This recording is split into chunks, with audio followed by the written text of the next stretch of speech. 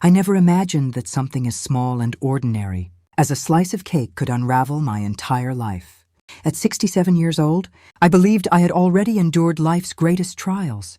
I had buried my husband, survived decades of hard labor, and raised my only son, Marcus, with every ounce of strength I had. I thought I understood pain. I thought I understood sacrifice. But nothing prepared me for the moment my daughter-in-law, Brianna, lifted that porcelain platter, my mother's last gift to me, and hurled it onto the kitchen floor. The sharp crash echoed through the house, louder than thunder, louder than the pounding of my own heart. The plate shattered into dozens of jagged pieces, scattering across the tile like fragments of my past. "I can't take any more of your foolishness, old woman," Brianna screamed, her voice slicing through me. I stood frozen, my hands still dusted with flour from the dough I had been kneading. Dinner wasn't ready yet. It was never ready early enough for her. Nothing I did ever was. "How dare you eat the last slice of the cake I bought for Marcus?" she continued, her eyes blazing with anger. "You are absolutely shameless." Her words struck harder than any physical blow. I didn't know it was for Marcus," I whispered, my voice trembling. I thought, "Don't come at me with excuses," she snapped, stepping closer. So close I could smell her breath, bitter and suffocating. "Ever since you came into this house, you've done nothing but cause problems. You eat our food, use our electricity, our water, and now you steal?" Steal. The word echoed in my mind, heavy and poisonous. I had spent my entire life giving my time, my strength, my love, my savings, everything. And now, in the home that once belonged to me, I was being called a thief. Before I could respond, a familiar voice cut through the tension. "What's going on here?" Marcus stood at the doorway. My son, my only child. For a brief moment, hope flickered inside me. He would understand. He would calm her down. He would defend me, his mother. But when our eyes met, that hope died. There was no concern in his expression, no warmth, only exhaustion, and something worse, embarrassment. "Your mother ate your birthday cake," Brianna said quickly, her tone shifting into something softer, almost sweet. "The slice I saved for you after your long day at work." I watched her transformation in disbelief. Moments ago, she had been shouting like a storm. Now she spoke like a wounded angel. "Mom," Marcus sighed, rubbing his forehead. "We've talked about this. You need to ask before taking things from the fridge." His words felt like the ground giving way beneath my feet. He didn't ask if I was okay. He didn't question Brianna's behavior. He didn't defend me. Instead, he blamed me. "I didn't know," I said softly, though I could already feel the futility of my words. "It was just a small piece." "That's not the point," Brianna cut in sharply. "It's about respect, something she clearly doesn't understand." Respect. I almost laughed at the irony. For 5 years, I had lived in that house like a ghost. I woke before sunrise to prepare breakfast. I cleaned every corner until my back ached. I washed their clothes, cooked their meals, and kept silent through every insult. And still, I was the one who lacked respect. "You know what, Marcus?" Brianna said suddenly, crossing her arms. "I think it's time your mother found somewhere else to live. This house is too small for all of us." Silence filled the room, the kind of silence that changes everything. I turned to my son, my heart pounding in my chest. He would say no. He had to say no. But Marcus didn't look at me. He looked at the floor. And in that moment, I understood something I had been refusing to see for years. I was no longer part of his world. "But this house," I began, my voice breaking. "Your father and I bought it together." "It's my home too." Brianna let out a short, cold laugh. "It was your home," she said. "Now it's in Marcus's name. And Marcus is my husband." Her words were final, sharp, and merciless. "If you don't like how we run things here," she added, pointing toward the door, "you're free to leave." Free? What a strange word. There was nothing free about being pushed out of the only place you had left. Marcus finally spoke, his voice low and distant. "Maybe Brianna's right, Mom. You could find a smaller place. Something more comfortable." Comfortable. I stared at him, unable to recognize the boy I had raised. "I don't have money for that," I admitted quietly.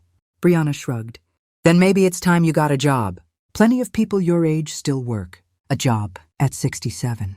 With hands stiff from arthritis and a body worn down by decades in a textile mill. Something inside me cracked. Not loudly like the plate, but deeply, irreversibly. That night, I lay awake in the small room that used to be Marcus's study. My room, my prison. The walls felt closer than ever, as if they were closing in on me. I looked around at the few belongings I still had. My wedding photograph, my mother's rosary, the antique mirror my husband had given me years ago. fragments of a life that no longer existed. How had it come to this? When had I become a burden in my own home? My mind drifted back through the years, replaying memories I had long buried. I remembered the day Marcus was born, 18 hours of labor, alone. I remembered holding him for the first time, promising that he would never suffer the way I had, and I kept that promise. I worked endless hours at the factory. My hands bled, my feet swelled, my back screamed in pain, but I never stopped. When he wanted a bicycle, I worked double shifts.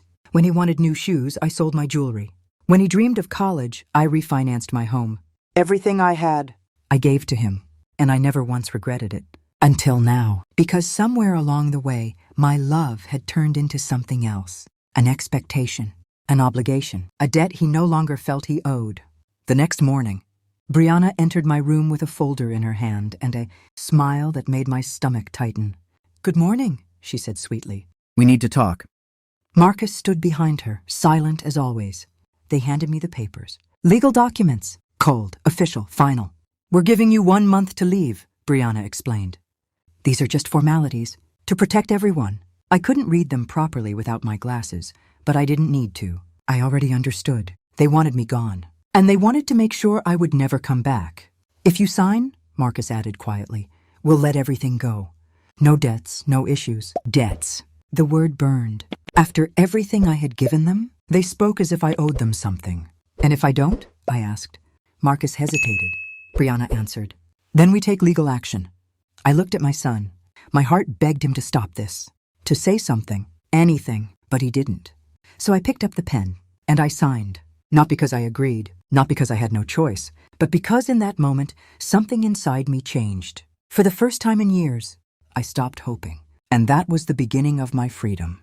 The moment Ruth Harper stepped out of the house, she didn't look back. Not at the walls that had once held her memories. Not at the kitchen where her heart had been shattered along with her mother's plate. Not even at the doorway where her son had silently chosen someone else over her. For 5 years, that house had been her prison. Now it was nothing more than a place she used to live. The early morning air felt different that day. Cooler, sharper, almost unfamiliar. Ruth walked slowly at first, her body still carrying the weight of years of exhaustion. But with each step, something inside her began to shift. Fear, pain, humiliation. They were still there. But beneath them, something else was rising. Clarity. She walked through streets she hadn't properly seen in years. For so long, she had only gone out when permitted, quick trips. Always explained, always justified. But today, no one asked her where she was going. No one controlled her steps. No one stopped her. Her destination was clear. The office of Attorney Sterling. If there was anyone who knew the truth behind her life, her sacrifices, and her legal standing, it was him. The bell above the office door chimed softly as Ruth stepped inside. The scent of polished wood and old paper wrapped around her like a forgotten memory. This place hadn't changed. It felt steady. Grounded, safe. "Mrs. Harper?" Ruth turned to see Donna, the secretary, rising from her desk with a warm smile. Donna had always been kind. One of the few people who looked at Ruth not as a burden, but as a person. "It's so good to see you," Donna said gently. "How have you been?" The question struck deeper than expected. How had she been?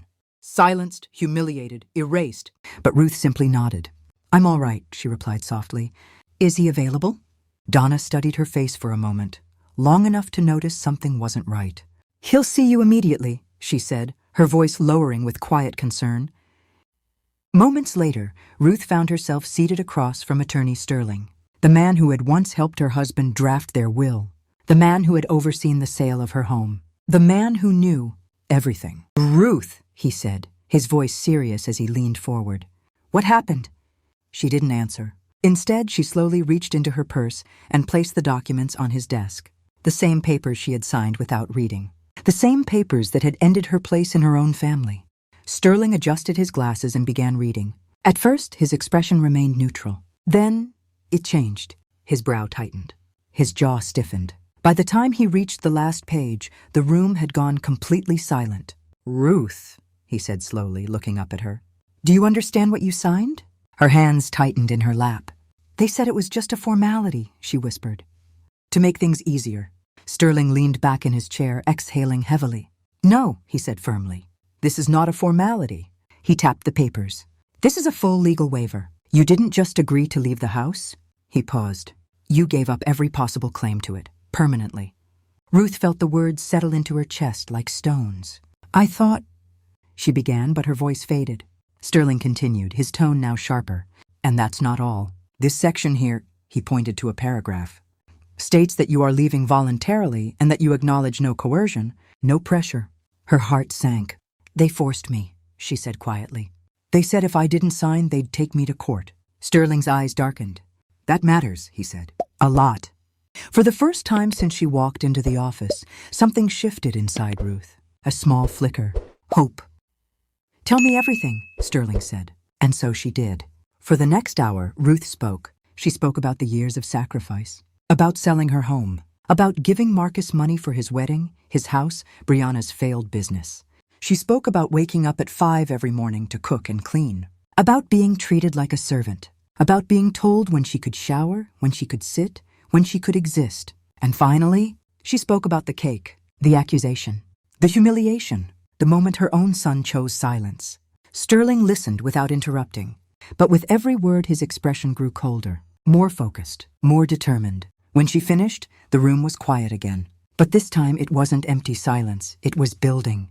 Ruth, he said finally, leaning forward, his voice steady and clear. What they did to you is not just cruel. He placed his hand firmly on the documents. It may be illegal. Ruth blinked. Illegal? They pressured you into signing under emotional distress, he explained. That alone can be grounds to challenge this document. Her breath caught. You mean? She hesitated. I can fight this? Sterling didn't hesitate. Yes. The word echoed in the room. Strong, certain, unshakable. For years you've been giving, Sterling continued. Your money. Your time, your home. He leaned closer. But the law doesn't ignore that. He tapped the desk again. If we can prove that your financial contributions were made under expectation of security, or that you were manipulated, then this changes everything. Ruth felt something she hadn't felt in a long time. Power. Not loud, not overwhelming, but real. What do I need to do? She asked. Sterling's eyes met hers. First, he said, you stop thinking of yourself as a victim. The words hit her harder than anything Brianna had ever said. Second, he continued, you remember something very important. He paused. You are not powerless. For years, Ruth had believed the opposite. She had believed she had nowhere to go, nothing left, no voice. But now, sitting in that office, hearing those words, she realized something shocking. She had been wrong. Sterling began outlining a plan. They would gather records, proof of her financial contributions, bank transfers, property documents, witness statements, even the history of the house itself. Every sacrifice she had made, every dollar she had given, every moment she had endured would finally be seen, recognized, counted. When Ruth left the office that day, she wasn't the same woman who had walked in. The fear was still there. The pain hadn't disappeared. But something new stood beside them. Strength. For the first time in 5 years, Ruth Harper wasn't just surviving. She was preparing, and somewhere, in a house she no longer called home, Brianna and Marcus had no idea that the woman they thought they had broken was about to fight back. For the first time in years, Ruth Harper walked with purpose. Not hesitation, not fear, not silent obedience. Purpose. The fragile, trembling woman who had signed those papers just a day ago was still inside her, but now she was no longer in control. Something stronger had taken her place.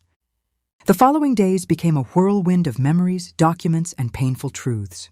Under the guidance of Attorney Sterling, Ruth began gathering every piece of her past that proved one thing. She had not been a burden. She had been the foundation. Old bank statements were pulled from dusty folders. Receipts long forgotten were uncovered. Property documents, some yellowed with age, were carefully laid out across Sterling's desk. Each paper told a story of sacrifice, a story of trust, a story of betrayal. This, Sterling said one afternoon, holding up a document, is the transfer of your original house to Marcus. Ruth nodded slowly. I remember signing that, she said. He said it would make things easier. For the future. Sterling's expression hardened slightly. And this, he continued, pulling another file forward, is proof of the $60,000 you gave for the down payment of the current house. Ruth looked at it quietly. That wasn't just money. That was her life. But the deeper they went, the clearer the truth became. This wasn't just about emotional cruelty. This was about financial exploitation. And here, Sterling added, placing down another record, the $15,000 for the beauty salon. At the mention of it, Ruth's chest tightened. The salon, Brianna's dream, a dream funded entirely by Ruth and destroyed within 6 months. They said they'd pay it back, Ruth whispered. Sterling looked at her, not with pity, but with understanding. They said a lot of things, he replied. Days turned into a week, and with each passing day, Ruth felt something she hadn't felt in years. Not just strength, control. For too long, her life had been dictated by others, by Marcus's silence, by Brianna's cruelty, by fear of losing the only place she had left. But now, she was taking it back. Meanwhile, back at the house, things weren't as calm as Marcus and Brianna had expected. At first, Brianna had been almost cheerful. "She'll be gone soon," she said one evening. Lounging comfortably on the sofa Ruth was never allowed to use. "Finally, we'll have our space back." Marcus didn't respond immediately. Something had been bothering him, something he couldn't quite explain. "She didn't argue," he said finally. Brianna glanced at him. "What do you mean?" "When she signed the papers, she didn't fight back. She didn't cry. She just accepted it." Brianna shrugged. Maybe she finally realized her place. But Marcus wasn't convinced. Because for the first time in his life, his mother hadn't looked broken. She had looked calm, and that unsettled him. 2 days later, that unease turned into something much worse. A knock echoed through the house. Sharp. Official. Brianna frowned as she walked to the door. When she opened it, her expression changed instantly. Standing there was a man in a formal suit, holding a set of documents. "Mrs. Brianna," he asked. "Yes?" "You've been served." The words hit like a slap. "What?" she snapped, grabbing the papers. Marcus appeared behind her, his face pale as he read over her shoulder. "What is this?" he asked, his voice tight. The answer was written clearly across the top of the document. "Legal notice, filed on behalf of Ruth Harper." Brianna's hands trembled, not with fear, but with rage. "She's suing us?" she hissed. Marcus read further, his stomach dropping with every line. "She's challenging the waiver, claiming coercion, financial exploitation." He looked up, stunned. "This is serious." "Serious?" Brianna snapped. "It's ridiculous. She signed everything willingly." But even as she said it, a flicker of doubt crossed her face, because deep down, she knew the truth. That evening, the house felt different. The same walls, the same furniture, but the control Brianna once held so confidently was beginning to crack. "She doesn't have a case," Brianna insisted, pacing the room. "We gave her a month. We didn't throw her out immediately." Marcus stayed quiet. "She lived here for free," Brianna continued. "If anything, she owes us money." Still, Marcus said nothing, because now, for the first time, he was remembering things differently, not as excuses, not as justifications, but as facts. His mother had given them everything, and they had given her nothing. Back at Sterling's office, Ruth sat calmly as the final documents were prepared. "This is just the beginning," Attorney Sterling said. "They'll fight back. They'll deny everything." Ruth nodded. "I know. And it won't be easy," he added. "They may try to intimidate you, pressure you, even guilt you." At that, Ruth let out a quiet breath. "They've been doing that for years," she said. Sterling gave a small, approving nod. "Then you're more prepared than most." For a moment, silence settled between them. But it wasn't heavy. It was steady, grounded. "You're not alone anymore, Ruth," Sterling said. And for the first time in a long time, she believed it. That night, Ruth stayed in a small rented room. It wasn't luxurious. It wasn't even particularly comfortable. But it was hers. No one told her when to sleep. No one told her when to eat. No one shouted at her for existing. And as she lay down, staring at the ceiling, she realized something powerful. Freedom didn't come from comfort. It came from dignity. Miles away, in the house that used to be her home, tension filled every corner. Brianna was furious.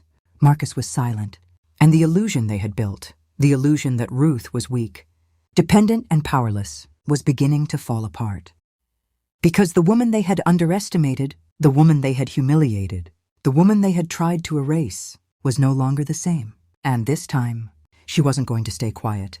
The courtroom was silent, not the peaceful kind of silence, but the heavy kind, the kind that carries consequences. At the center of it all sat Ruth Harper, calm, still, unshaken. Just weeks ago, she had been standing in a kitchen, trembling under accusations over a slice of cake. A woman silenced by fear, diminished by cruelty, erased by the very people she had given everything to.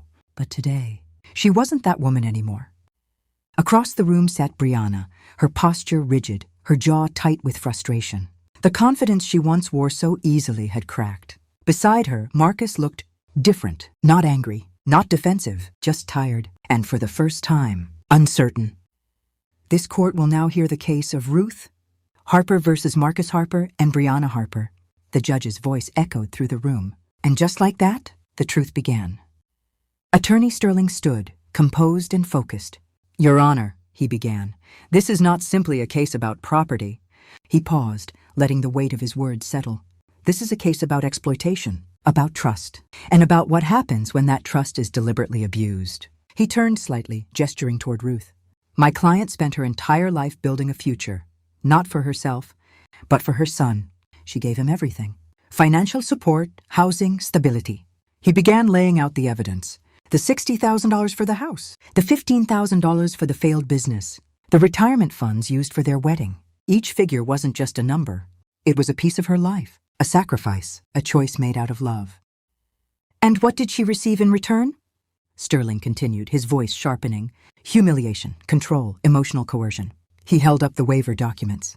These papers were signed under pressure, under threat of eviction and legal action, by a 67-year-old woman who had been systematically stripped of her independence. The courtroom stirred. Brianna shifted in her seat, clearly irritated. "That's not true," she burst out. "She signed willingly." The judge raised a hand. "You'll have your turn." When it was the defense's moment, their argument sounded thinner. "We provided her a place to live for 5 years, their lawyer stated. "She contributed nothing financially during that time." At that, something flickered across Marcus's face, because deep down, he knew that wasn't true. Then came the moment no one could avoid. "Mrs. Harper," the judge said, looking directly at Ruth. "Would you like to speak?" The entire room seemed to hold its breath. Ruth slowly stood. Her hands didn't shake. Her voice didn't break. Because this time, she wasn't speaking from pain. She was speaking from truth. "I raised my son alone," she began quietly. "I worked in a factory for 40 years so he could have a better life." She glanced briefly at Marcus. "I never asked for anything in return." Her words were simple, but they carried weight. "I gave him my home, my savings, my future." A pause, and when I had nothing left to give, I became a problem. The silence in the courtroom deepened. Even Brianna didn't interrupt. "I wasn't perfect," Ruth continued, "but I wasn't a burden. I was family." Her eyes softened, but her voice remained steady. "And family doesn't throw you away over a piece of cake." That line lingered in the air, heavy, unforgettable. When she sat down, something had changed. Not just in her, but in the room. After hours of arguments, evidence, and testimonies, the judge finally spoke. "This case presents clear evidence of undue influence and coercion," he said. Brianna's expression froze. "The waiver signed by Mrs. Harper is hereby declared invalid." A sharp intake of breath echoed. Marcus closed his eyes. "Furthermore," the judge continued, "the financial contributions made by Mrs. Harper toward the property and related expenses must be recognized." He looked directly at Marcus. "This court acknowledges that the plaintiff has a rightful financial and equitable claim." The decision was final, unavoidable, irreversible. Outside the courtroom, the world felt different. Lighter, quieter, free. Ruth stepped out into the sunlight, taking a slow, steady breath. Beside her, Attorney Sterling gave a small nod. "You did it." But Ruth shook her head gently. "No," she said. "I just stopped being afraid." Behind them, the doors opened. Marcus stepped out. "Mom?" His voice was hesitant, uncertain. For a moment, Ruth paused. Not because she needed his approval, but because she needed closure. She turned to face him. "I didn't mean for it to go this far," Marcus said, his voice heavy with regret. She convinced me that—" Ruth raised her hand gently, stopping him. "Marcus," she said softly, "you didn't need convincing. The truth landed harder than any accusation. You chose," she continued. "And now you have to live with that choice." Tears filled his eyes. But Ruth didn't move to comfort him. Not this time. "I loved you enough to give you everything," she said. "Now I love myself enough to walk away." And with that, she turned, not in anger, not in bitterness, but in peace. Brianna watched from a distance, her silence louder than any words she had ever spoken. because for the first time, she had lost control. Weeks later, Ruth stood in a small but cozy apartment. It wasn't grand, it wasn't filled with luxury, but it was hers. Every corner, every decision, every moment. She placed her mother's repaired porcelain plate on a small wooden table near the window, a reminder, not of pain, but of strength. Because in the end, it was never about the cake. It was about respect, dignity, and knowing when to stop sacrificing yourself for people who would never do the same. And as the sunlight poured through the window, warming her face, Ruth Harper smiled, not because life had been easy, but because she had finally chosen herself.